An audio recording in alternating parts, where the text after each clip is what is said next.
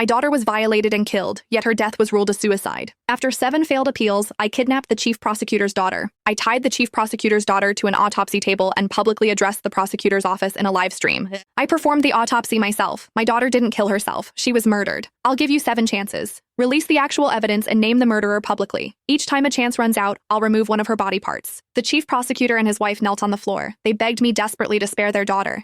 The evidence proves your daughter took her own life. Stop this madness now and let my daughter go. She's innocent. Viewers in the live stream called me insane. They said I had lost my mind with grief and was taking it out on an innocent person. I ignored their contempt. With a sneer, I picked up a scalpel and pressed it against the judge's daughter's abdomen. The clock is ticking.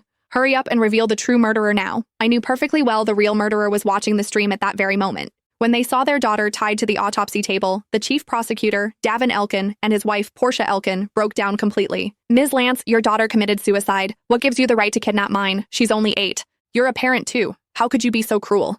The police officer standing behind Davin urged me to calm down. My colleagues also pleaded with me not to throw away my future in a moment of confusion. Fable, get a hold of yourself. Don't hurt an innocent child. Mavis really did take her own life. You know the law. For your sake and everyone else's, don't throw everything away. If Mavis were watching, she would not want to see you like this. That's right, Mavis is still in the morgue. She's waiting for you to bring her home. Some viewers in the live stream chimed in to support them. Is she sick in the head? Her own daughter is gone, and she has the nerve to take it out on someone else? I heard she couldn't accept her daughter's suicide. All 7 appeals were rejected. It sounds like she's just taking revenge on Mr. Elkin. 7 failed appeals prove her daughter must have killed herself. Otherwise, they'd have found the real murderer by now. Her daughter committed suicide. Shouldn't she, as the mother, reflect on her own problems? They believed they were right. So did I.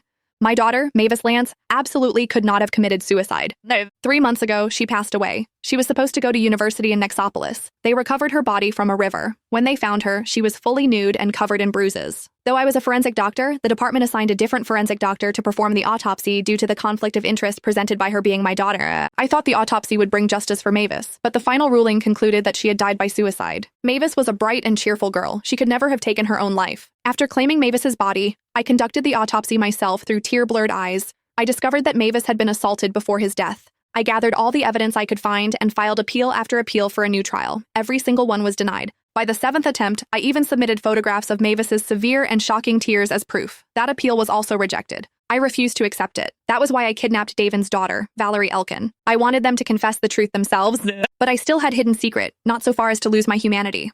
I twirled the autopsy scalpel in my hand as I approached Valerie. I've told you, Mavis did not take her own life. Mr. Elkin, I've given you the opportunity. Whether or not your daughter stays in one piece falls to you. After all, this could get very messy, very fast.